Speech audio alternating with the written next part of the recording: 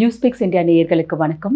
இத்தனை ஆண்டுகளா திராவிட கட்சிகள் அதிமுக இல்லை திமுக மாற்றி மாற்றி ஆட்சி அமைக்கப்பட்டிருந்த சூழல் மாறி புதுசாக ஒரு கட்சி முதல் இடத்தை பெற்றிருக்கிறது அப்படிங்கிறது ஒரு ஆச்சரியமான விஷயமா பார்க்கப்பட்டது. 108 இடங்களில் வெற்றி பெற்று தாவேகா தனி பெரும் கட்சியாக பலம் வாய்ந்த கட்சியாக நிற்கின்றது.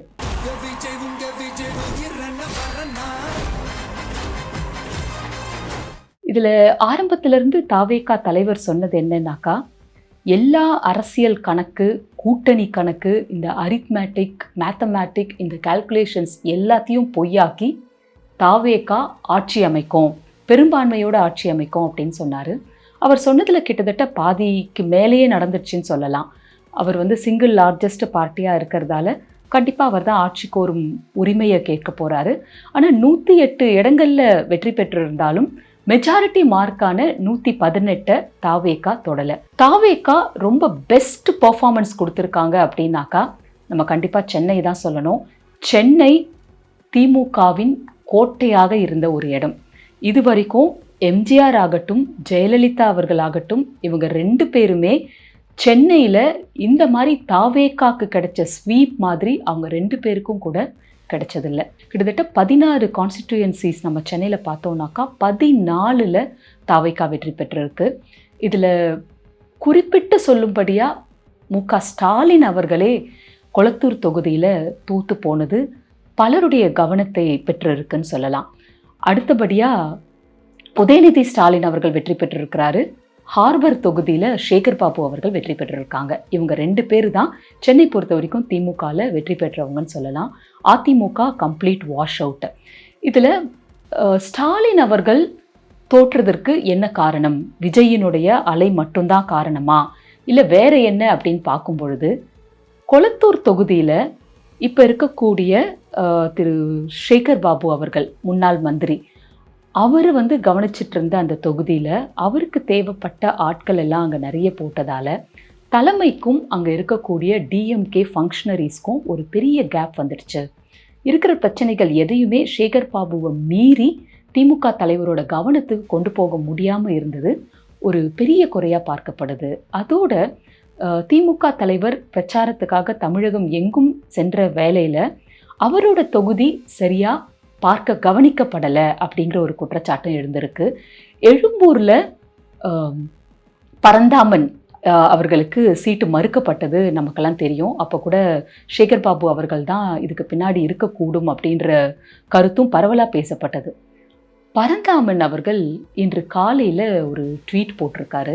அதில் என்னென்னா, ஸ்டாலின் அவர்கள் தோற்றது தான் பெரிய வருத்தமாக இருக்குது, என்னால் தூங்கவே முடியல. தமிழகம் எங்கும் பிரச்சாரத்துக்காக அவர் சுற்றி வந்த வேளையில் அவருடைய தொகுதியை பார்த்துக்கிறேன்னு வாக்களிச்சுட்டு அதை சரியாக செய்யாமல் எப்படி கொஞ்சம் கூட குற்ற உணர்ச்சியே இல்லாமல் அவர் முன்னாடி நிற்கிறாங்கன்னு தெரியல. இந்த தவறை செஞ்சவங்க மேலே கண்டிப்பாக நடவடிக்கை கட்சி மேலிடம் எடுக்கணும் அப்படின்னு சேகர் பாபு அவர்களையே குறிப்பிட்டு இப்படி ஒரு ட்வீட்டை போட்டிருக்காரு. ஸோ விஜயின் அலை மட்டுமல்ல, அங்கே இருக்கக்கூடிய டிஎம்கேக்குள்ளே இருந்த இன்ஃபைட்டு, உட்கட்சி பூசல்கள் தான் ஸ்டாலின் அவர்களுடைய தோல்விக்கு ஒரு முக்கிய காரணமாக இருக்கக்கூடும் அப்படின்னு பலர் கருத்து தெரிவிச்சிருக்காங்க. உதயநிதி ஸ்டாலின் அவர்கள் வெற்றி பெற்றிருக்கிறாரு. அடுத்து எதிர்க்கட்சி தலைவராக அவர் வருவதற்குண்டான வாய்ப்புகள் தான் அதிகமாக இருக்குது. இன்றைய தினம் ஸ்டாலின் அவர்கள் மற்றும் துரைமுருகன் இவங்கெல்லாம் சேர்ந்து கட்சி எம்எல்ஏக்கள் எல்லாரும் சேர்ந்து எதிர்க்கட்சி தலைவரை அவங்க முடிவு பண்ணுவாங்க. இதில் ஆச்சரியமான விஷயம் என்னன்னாக்கா, 1996 இப்போ வரைக்கும் ஒரு மோசமான பர்ஃபார்மன்ஸ் ஏடிஎம்கேக்கு அப்படின்னாக்கா இப்போ தான் சொல்லணும். 96 எலெக்ஷனுக்கு அப்புறமா எதிர்க்கட்சி அந்தஸ்தையும் அதிமுக இழக்குது. பிரதான எதிர்க்கட்சி, ஏன்னா அந்த கட்சியிலேருந்து இப்போது எதிர்க்கட்சி தலைவராக அவங்களும் அதிமுகவில் வரப்போகிறது இல்லை. ஸோ இந்த சூழலில் அவங்களுடைய பர்ஃபார்மன்ஸுமே ரொம்ப மோசமாக இருக்குது அப்படிங்கிறது தான் நம்மளால் இருக்கிற டேட்டாவை வச்சு பார்க்க முடியுது. 3வது இடத்திற்கு அதிமுக தள்ளப்பட்டு விட்டது. இதுவும் விஜய் அவர்கள் ஆரம்பத்திலேருந்து சொன்ன மாதிரி போட்டி டிவிகேக்கும் டிஎம்கேக்கும் தான், மற்றவங்கலாம் களத்திலேயே இல்லாதவங்க, களத்துக்கு சம்பந்தம் இல்லாதவங்க அப்படின்னு சொன்னார். அதிமுகவை டோட்டலாக களத்திலேயே இல்லாதவங்க அப்படின்னும் சொல்லிட முடியாது. ஏன்னா அவங்க 53 இடங்கள் அதிமுக கூட்டணிக்கு கிடைச்சிருக்கு. இதில் பார்த்தோம்னாக்கா பிஎம்கே 4 இடங்கள், அமமுக டிடிவி தினகரன் அவர்களுடைய கட்சி ஒரு இடத்திலும் வெற்றி பெற்றிருக்கு. பிஜேபி 33 இடங்கள் பிஜேபி சிம்பலில் போட்டியிடப்பட்டது. ஆனால் இதில் பார்த்தோம்னாக்கா ஒரே ஒரு இடம் மட்டும்தான் பிஜேபி வெற்றி பெற்றிருக்கு. அதிமுக 47 இடங்களில் மட்டும்தான் வெற்றி பெற்றிருக்கு. அதிமுகவோட ஓட் ஷேர் என்னன்னு பார்த்தோம்னாக்கா 28%. இப்போ திமுக கூட்டணி என்ன வாங்கியிருக்காங்க அப்படின்றத பார்க்கலாம். திமுக தனியாக 60 தொகுதிகளில் வெற்றி பெற்றிருக்காங்க. அவங்களுடைய வாக்கு சதவிகிதம் 32% அவங்க வாக்கு பெற்றிருக்காங்க.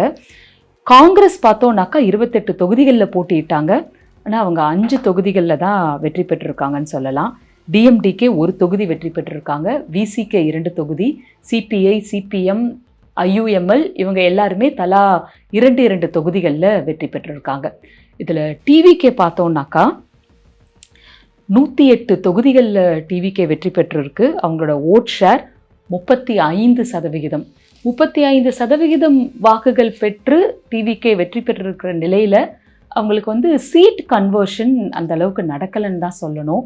ஆனால் எல்லாரும் 3 சீட்டு தான் வாங்குவாங்க, 4 சீட்டு தான் வாங்குவாங்கன்னு சொன்ன இடத்துல 108 சீட்டு வாங்கியிருந்தாலும் இந்த ஓட் ஷேருக்கு கண்டிப்பாக ஒரு 130, 140 தொகுதிகளில் டிவிகே வெற்றி பெற்று தனி பெரும்பான்மையோட ஆட்சி அமைச்சிருக்கணும். ஆனால் அன்ஃபார்ச்சுனேட்லி அது நடக்கலை. ஓவராலாக பார்த்தோம் அப்படின்னாக்கா டிஎம்கேவோட கோர் ஓட் பேங்க் ஓரளவுக்கு தக்க வைக்கப்பட்டிருந்தாலும் பெருவாரியான வாக்குகளை தாவேகா இழுத்திருக்குங்கிறது தான் உண்மை. ஆன்டி இன்கம்பன்சி வாக்குகள் உடையும், அது 4 கார்னர் ஃபைட்டில் ஆன்டி இன்கம்பன்சி வாக்குகள் உடையும் பொழுது ஆளுங்கட்சிக்கு அட்வான்டேஜாக முடியும் அப்படிங்கிறத ஆரம்பத்திலிருந்து பல பத்திரிகையாளர்கள், கருத்து தெரிவிக்கக்கூடியவங்க எல்லாமே சொன்னாங்க. ஆனால் நடந்தது என்னன்னாக்கா ஆன்டி இன்கம்பன்சி வாக்குகள் உடையாமல் நேரடியாக அதிகப்படியாக டிவிகேக்கே போனது தான் டிவிகேவுடைய வெற்றிக்கு முக்கிய காரணம்னு சொல்லலாம். அதிமுக அதனுடைய கோர் ஓட்டு கொஞ்சம் இருந்தாலும் அந்த வாக்குகளையும் அதிகப்படியாக விஜய் அவர்கள் பிரித்து எடுத்திருக்காரு. இப்போ இன்னொரு முக்கியமான ஸ்டாட்டிஸ்டிக்ஸ் செய்தித்தாளில் வந்ததை நம்ம இப்போ பார்க்கலாம். திமுகவும் அதிமுகவும் நேரடியாக மோதக்கூடிய இடங்களில் அதிகப்படியான தொகுதிகளை வெற்றி பெற்றிருக்கிறது தாவேகா அப்படிங்கிறது ஒரு செய்தியாக நமக்கு வந்திருக்கு. அதாவது 135 இடங்களில் திமுக அதிமுக டைரக்ட் ஃபைட் நடந்திருக்கு. ஆனால் அதில் 51 தொகுதிகளில் தாவேகா இடையில புகுந்து பலனை அறுவடை செஞ்சுருக்காங்க. திமுக பிஜேபி இவங்க 2 பேரும் நேரடியாக போட்டியிட்ட தொகுதிகள் பார்த்தா 25. எப்பவுமே பிஜேபிக்கு ஒரு பெரிய மாற்று திமுக தான், அவங்கள எதிர்க்கக்கூடியவங்க திமுக தான் அப்படின்னு பிஜேபி எதிர்க்கக்கூடியவங்க திமுகவுக்கு சப்போர்ட் பண்ணுவாங்க. ஆனால் இந்த 25 தொகுதிகளில் இவங்க 2 பேரும் நேரடியாக மோதக்கூடிய இடங்களில் 15 இடங்களில் தாவேகா வெற்றி பெற்றிருக்கு. அப்போது பிஜேபியை எதிர்க்கிறதுக்கு திமுகவை விட தாவேகா பெட்டர் அப்படின்னு மக்கள் நினைச்சாங்க அப்படிங்கிற ஒரு கருத்து பரிமாற்றமும் நம்மக்கிட்ட வருது. கேடிசிசின்னு சொல்கிற காஞ்சிபுரம், திருவள்ளூர், சென்னை, செங்கல்பட்டு இந்த ஏரியா பார்த்தோம்னாக்கா தாவேகாக்கு அதிகப்படியாக கை கொடுத்துருக்குன்னு சொல்லலாம். தாவேகா ஸ்வீப்புன்னு கூட சொல்லலாம். திமுக 2 தொகுதிகள் தான் வெற்றி பெற்றிருக்காங்க. இது எல்லாமே திமுகவுடைய கோட்டையாக இருக்கும். அதிமுக 3 தொகுதிகளில் வெற்றி பெற்றிருக்காங்க. இதை தவிர்த்து மீதம் இருக்கிற 32 தொகுதிகள்லையும் தாவேகா தான் வெற்றி பெற்றிருக்காங்க. இதுலேயும் தாவேகாவோட ஓட் ஷேர் பார்த்தோம்னாக்கா அபாரம் 45%. அதே மாதிரி தாவேகாக்கு அடுத்தபடியாக கை கொடுத்துருக்குன்னு பார்த்தா மேற்கு மண்டலம். இதில் கிட்டத்தட்ட 27 தொகுதிகளில் தாவேகா வெற்றி பெற்றிருக்காங்க. ஆனால் திமுகக்கு இதில் 9 தொகுதிகள் தான் கிடைச்சிருக்குன்னு சொல்லலாம். தென் மண்டலங்கள் பொறுத்த வரைக்கும் திமுக முன்னிலையில் இருந்தாலும் தாவேகாவும் 25 தொகுதிகளை வெற்றி பெற்றிருக்கிறது ஒரு குறிப்பிடக்கூடிய விஷயமாக தான் இருக்குது. ரிசர்வ்டு கான்ஸ்டிடியூயன்சிஸ்னு சொல்லக்கூடிய தனி தொகுதிகளில் பார்த்தோம்னா அங்கேயும் தாவேகா அதிகப்படியான தொகுதிகளில் வெற்றி பெற்றிருக்கு. தாவேகா 24, திமுக கூட்டணி 13, என்டிஏ 9 தொகுதிகள். அப்போ பட்டியலின மக்களோட வாக்குகள் அதிகப்படியாக விஜய்க்கு போயிருக்குன்றது இந்த ஸ்டாட்டிஸ்டிக்ஸ் மூலயமா நமக்கு தெரிய வருது. தோல்வியுற்ற முக்கிய நபர்கள் பற்றி நம்ம ஒரு முன்னோட்டமாக பார்த்துடலாம். இதில் முதலாவதாக நம்ம சொல்ல வேண்டியது மு.க. ஸ்டாலின் அவர்கள். ஏற்கனவே நம்ம பேசிட்டோம்.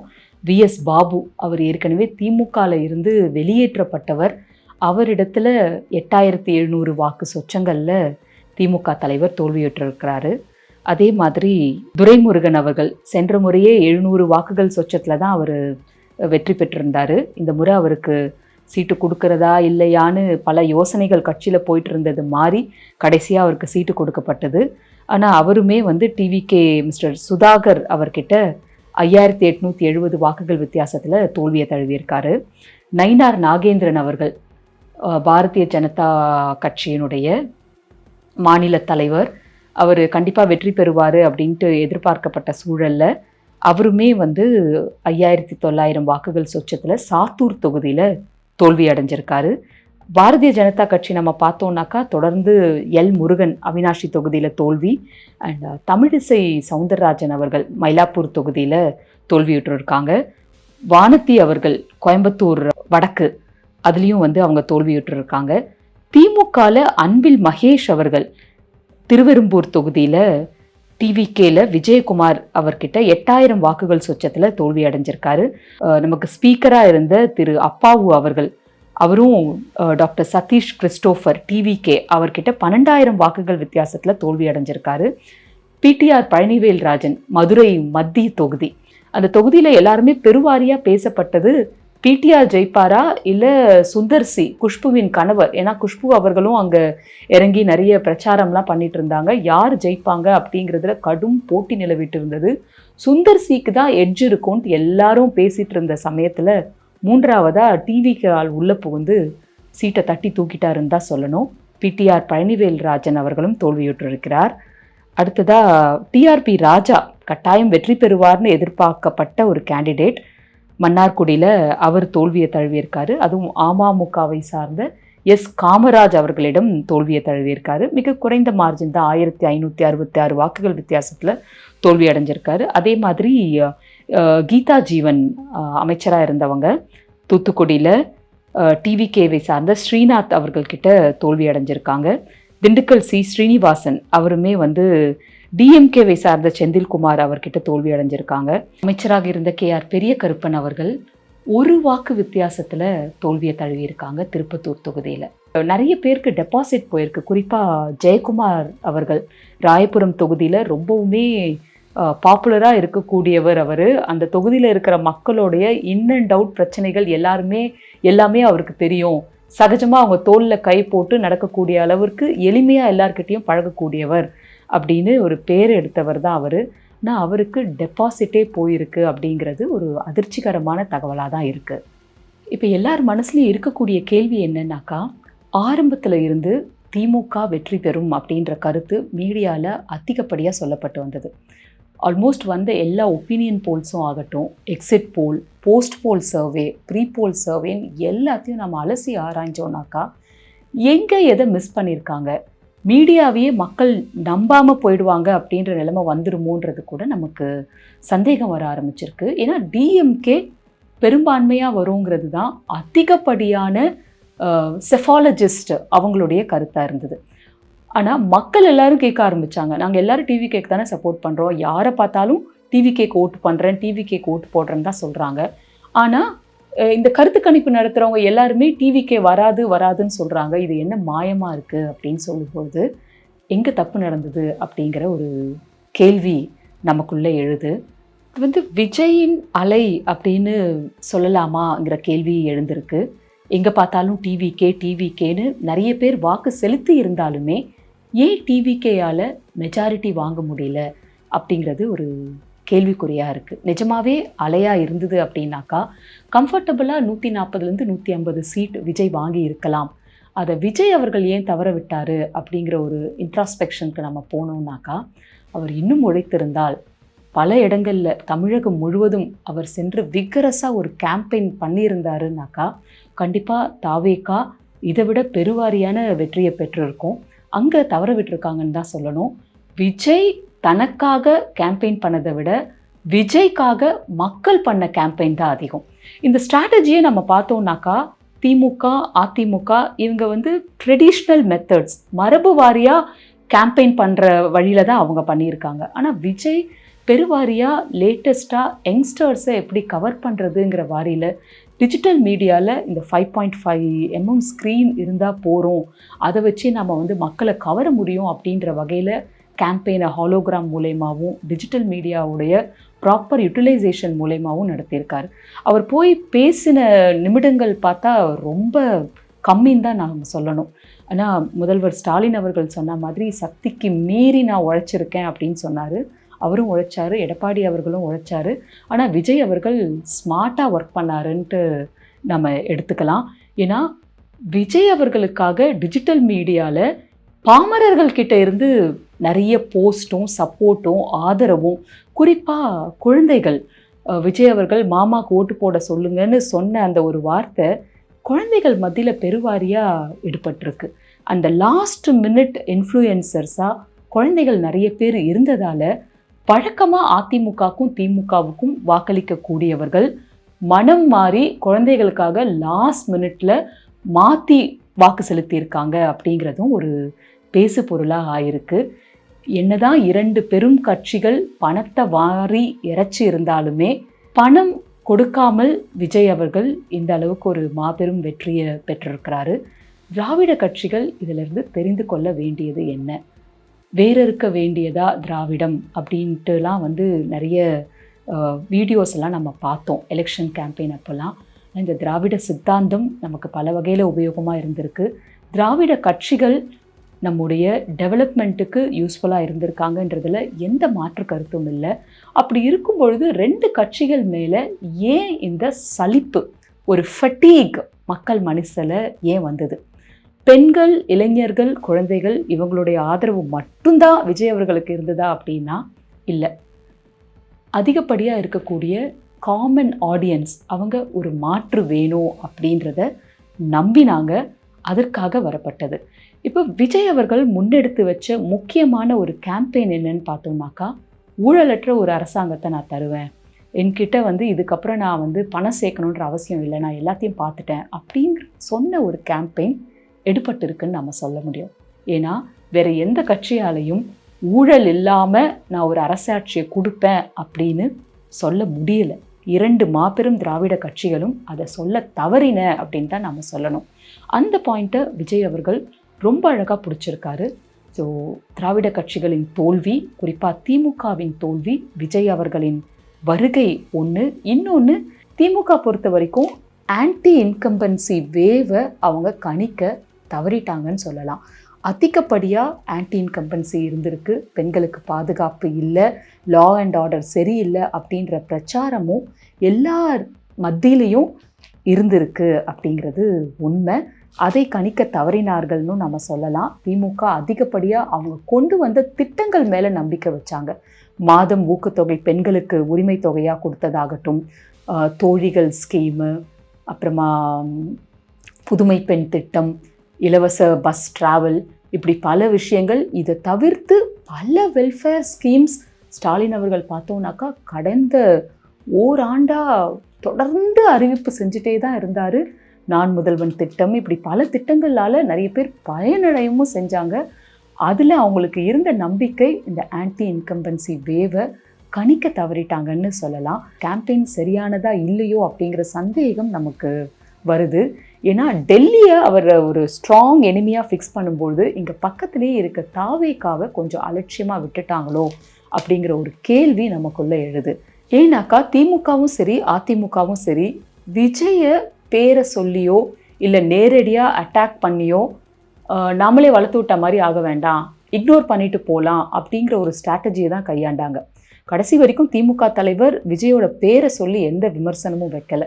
அதனால் ஆரம்பத்தில் இருந்தே ஓம் சக்தி, பராசக்தி, திமுக ஒரு தீய சக்தின்னு குழந்தைகள்லாம் பாட ஆரம்பிச்சிட்டாங்கன்னு குழந்தைகளை குறி வச்சு விஜய் அவர்கள் ட்ரெண்ட் பண்ண விஷயங்களுக்கு சரியான கவுண்டர் திமுக கொடுக்கல. அதிமுகவில் களத்தில் இல்லை, 10 தோல்வி பழனிசாமி இப்படி என்னென்னமோ பேசும்பொழுதும் ஸ்ட்ராங்கான கவுண்டர் இவங்க கொடுக்கல. கவுண்டர் கொடுத்து பெரிய ஆளாக ஆக்க வேண்டாம் அப்படின்னு அவங்க நினச்சிருக்கலாம். ஆனால் விஜய் கொடுத்த இந்த குற்றச்சாட்டுகள், அவரோட கேம்பெயின் ஸ்டைல் பெருவாரியாக மக்கள் மத்தியில் எடுபட்டதுன்னு தான் நம்ம சொல்லணும். 2.5 கோடி வாக்காளர்கள் 40 வயசுக்கு கீழே இருக்கக்கூடியவங்க.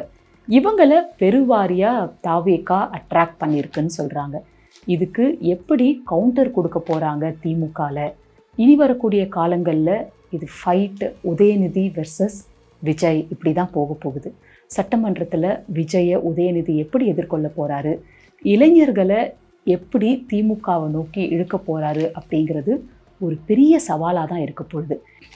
அதிமுகவின் நிலைமை நம்ம யோசித்து பார்த்தா பரிதாபமாக இருக்குன்னு தான் சொல்லணும்.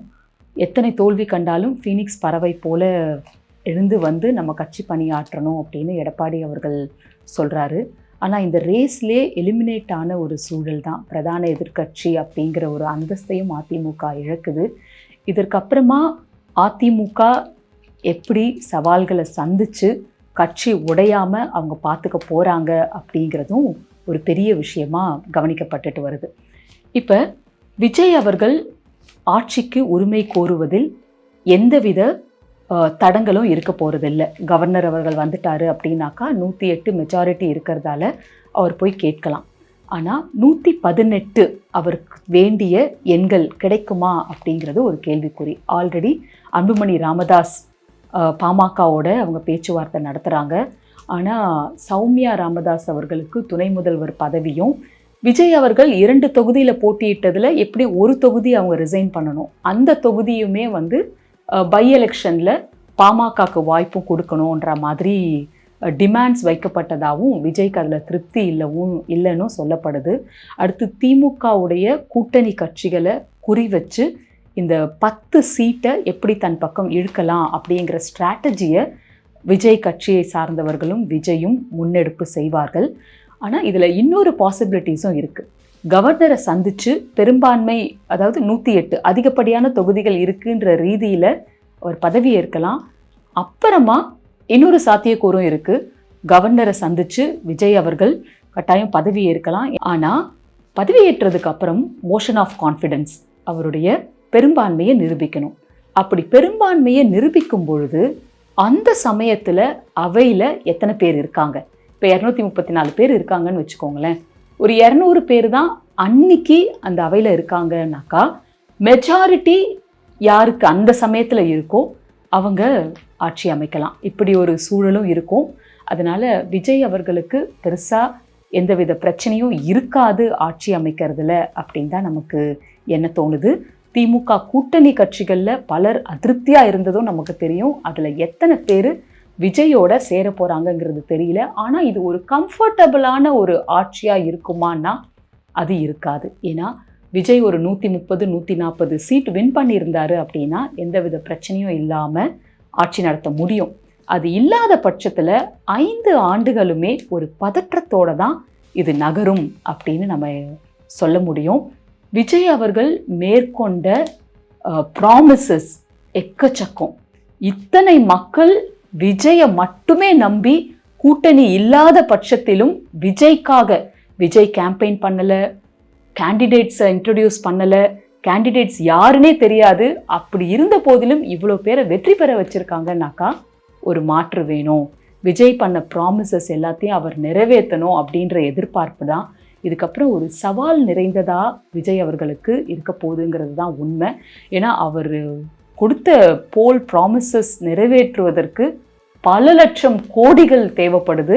ஏன்னா டிஎம்கேவை விடவும் ஏடிஎம்கேவை விடவும் அதிகப்படியாக இலவசங்களை வாரி வழங்குறதாகட்டும், ஸ்கீம்ஸ்க்கு வந்து ஹெல்ப் பண்ணுற மாதிரி உதவித்தொகைகள் ஆகட்டும் அதிகப்படியாக ப்ராமிஸ் பண்ணியிருக்காரு. இந்த சேலஞ்சஸ் எல்லாம் அவர் எப்படி பூர்த்தி பண்ண போகிறாரு, மக்களோட நம்பிக்கையை எப்படி காப்பாற்ற போகிறாரு அப்படிங்கிறத நம்ம பொறுத்திருந்து பார்க்கணும்.